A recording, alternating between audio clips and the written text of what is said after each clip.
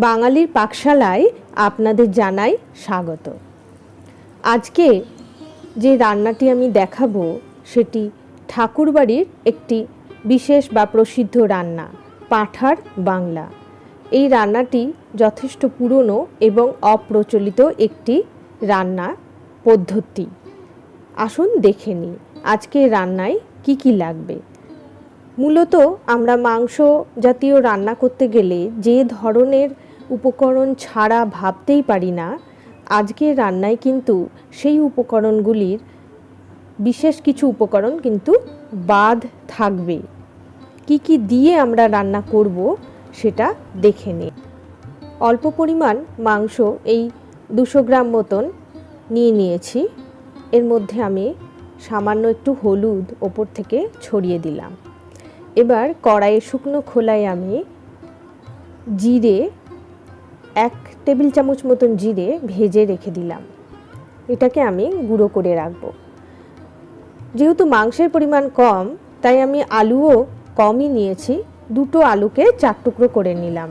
প্রথমেই বলেছি আজকে পেঁয়াজ 2 রকমভাবে ব্যবহার করব।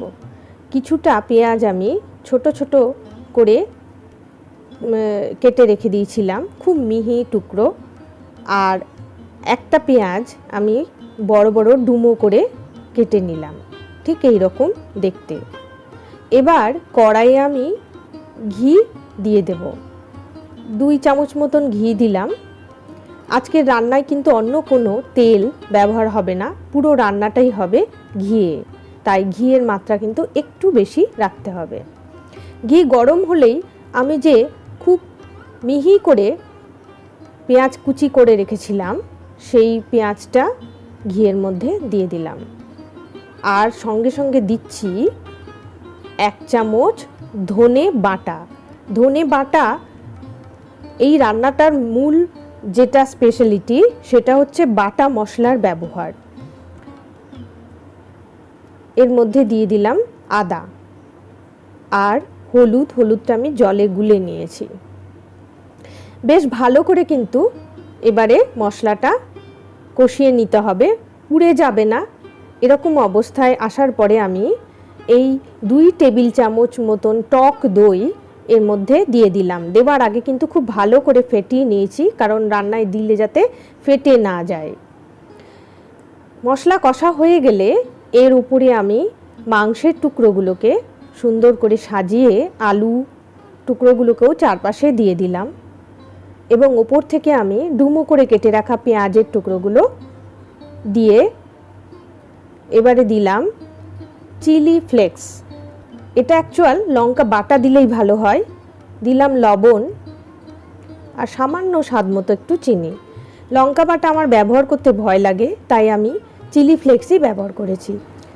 এবারে পরিমাণ মতন আমি জল ঢেলে দিলাম।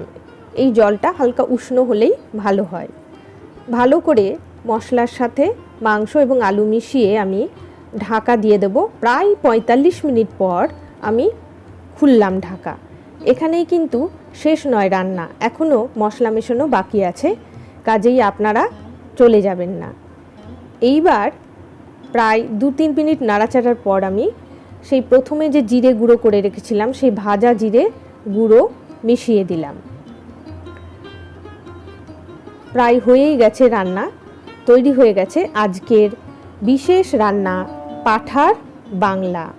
এবার আপনারা আমাকে লিখে জানান আজকের রান্নায় মাংসের কোন সেই বিশেষ উপকরণ যা আমি ব্যবহার করিনি।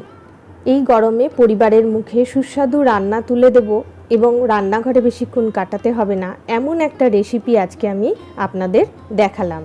কেমন লাগলো আজকের রান্না লিখে জানান আমাকে, আপনাদের কমেন্টের অপেক্ষায় থাকি আমি।